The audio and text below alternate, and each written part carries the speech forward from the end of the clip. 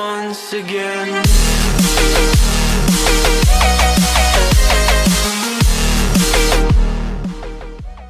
Hi guys, what is going on? It's Danny10900 here, and today I'm doing sort of a commentary over the good points and maybe a couple of bad points of the Black Ops 3 and what we've learned from the beta. So these points are mostly going to be my personal opinions, and hopefully some of them will be able to be fixed by the time the final release of the game comes out. I mean, many of them probably won't be because they are large elements of the game, but I hope the beta is all about finding what's good and what's bad, fixing bugs, stuff like that. So the first thing I want to say is thank God that the thrusters are not overpowered. In Advanced Warfare, the exosuit was so overpowered. You just, as soon as you got shot or you started shooting at someone, they'd double jump out of the way, and most of the time they managed to get away from you. It kind of made the game less about skill and more about luck, because it was just lucky whether they jumped in the right direction for you to actually hit them or not. So that, I'm very glad that the thrusters have not dominated the game completely. I know the wall running is a huge part, but the wall running, you can still kill the person anyway, so it's not really too much of a problem. So I'm very happy about that. The one main thing that I don't like about Black Ops 3, and I'm guessing it's going to go on to the final release, I don't think they'll have time to change this, but you can hope, is the fact that the knife is not or punch, I don't know what it is, you hit someone in the face with a gun, it's not a one-hit kill. I always like the knife to be a one-hit kill, because if you run in, you panic knife someone, you want to kill them, you panic and you kill them. That's normally the way it works, because if you panic, it's because they're going to kill you, but you want to kill them first. You knife, but then you get the hit markers, then you're left just hip firing and hoping that you kill them before they kill you.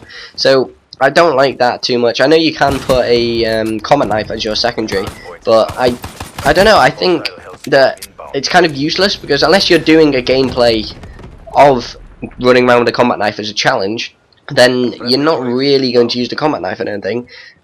So yeah, the fact that you have to press Y to switch and then knife to actually get the one-hit kill knife is kind of useless. It might be good in trick shots, if you can do some sort of, I don't know how I didn't get a clat there. If you can do some sort of cancel up or something with the knife, I don't know.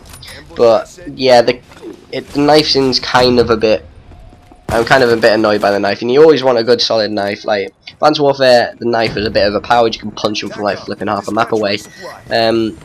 Black Ops 2, the knifing was really good. You know, all older CODs, the knifing's been really good. Like even on World at War, when you got bayonets, they were really good. Like the knifing was always a one-hit kill, and that's what I liked a lot. So that's one of the main bad points I have thought up about Black Ops 3. So what is really good, and they've very much improved on since Advanced Warfare, is the balancing of guns. Guns were not balanced brilliantly in Advanced Warfare, to be honest. It was like the couple of main top guns, the ones I can just think of at the top of my head are the BAL, the ASM-1, and maybe if you had the Insanity, the HBR. Then when the update came and brought the STG became the main gun to have.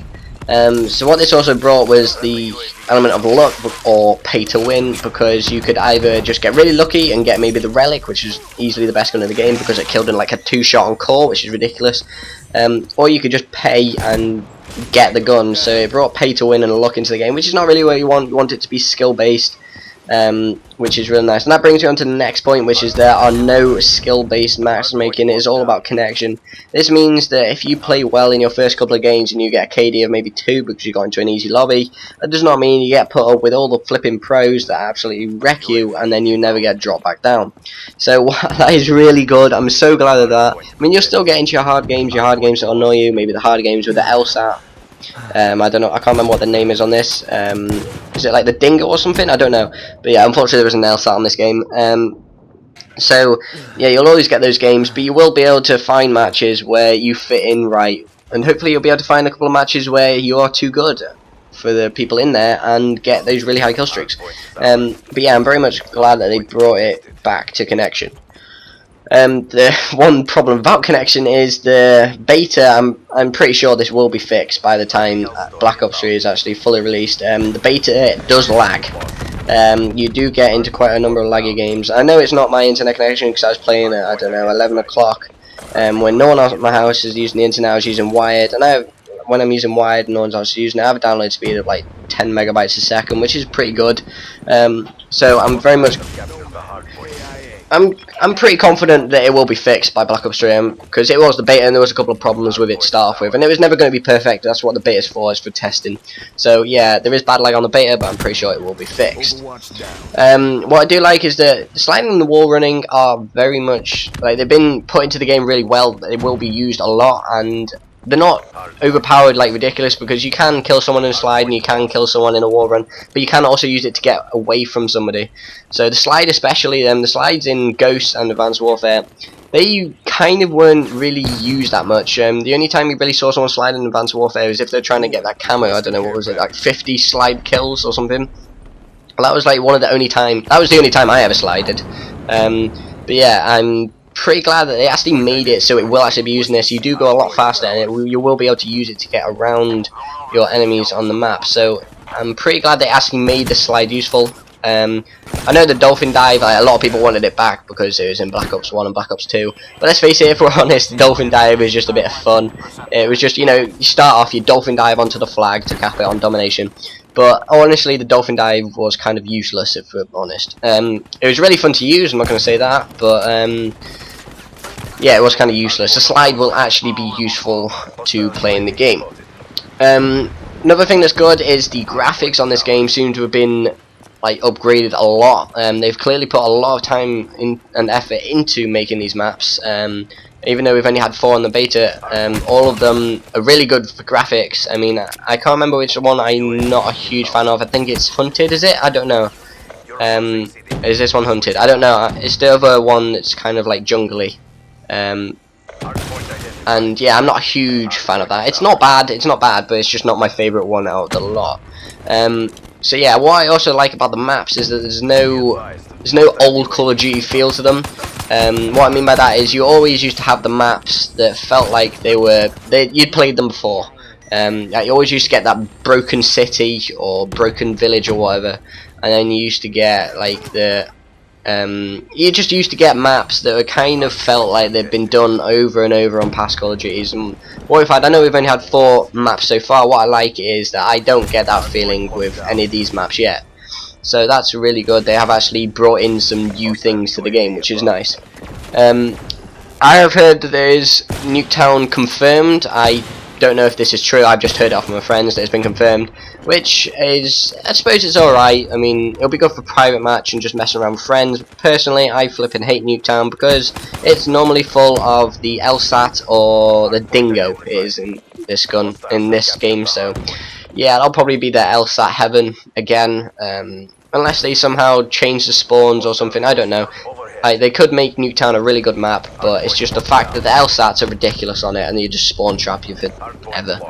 But yeah, it's not annoying me. I'm not excited about it. I'm not really too bothered about there being a Nuketown. I just probably won't play it that much unless I'm on private match.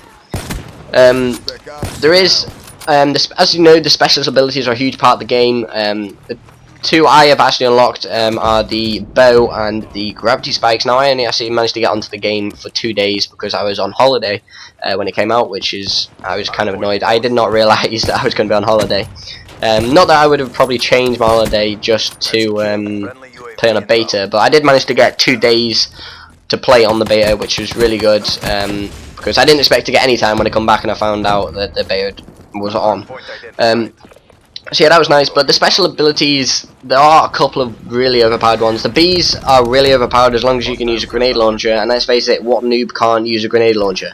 Grenade launchers are overpowered anyway, and the fact that you can then have bees come out and then kill you kind of makes it a bit ridiculously overpowered. But yeah, it's definitely one you're going to want to consider unlocking yourself. I don't know if they'll nerf it or anything, but yeah, another one that I think definitely should be nerfed is the War Machine. The War Machine, it was always overpowered in Black Ops 2, but it was overpowered, like, not so that it was the score streak that everyone used. It was overpowered, but it wasn't ridiculous. On this, it kind of is a bit ridiculous, especially on the map Combine, which is the close quarters one. You just put a War Machine shot into the middle and you're guaranteed a kill. You just always will get one. So, yeah, it's kind of... It's overpowered. Let's leave it at that. It's really overpowered. Another one that's overpowered is the gun. I can't quite remember the name of it, but it's the gun that actually comes out of your arm. It's a 2-shot kill on core. I mean, that's ridiculous. It kind of feels like you're basically playing hardcore. On hardcore, like for Advanced Warfare, for example, the BAL I think was a 2-shot kill. So the fact that a gun on core is a 2-shot kill kind of makes it a bit overpowered. Maybe make it a 3 or 4-shot kill, just to give people a chance. You don't get a chance. As soon as you see that guy and he sees you, you're dead. You've got no chance. So obviously it'll mean it's really good when you're using it, but yeah, when you're not using it, it's kind of a pain in the ass. So yeah, that's pretty much going to end what I'm going to say about the Black Ops 3 beta. I mean, I hope they're going to do something about the knifing. I'm pretty sure it's not going to be able to do anything in time. But yeah, it should hopefully make a difference. But yeah, I hope you guys have enjoyed watching, and I will see you in the next video.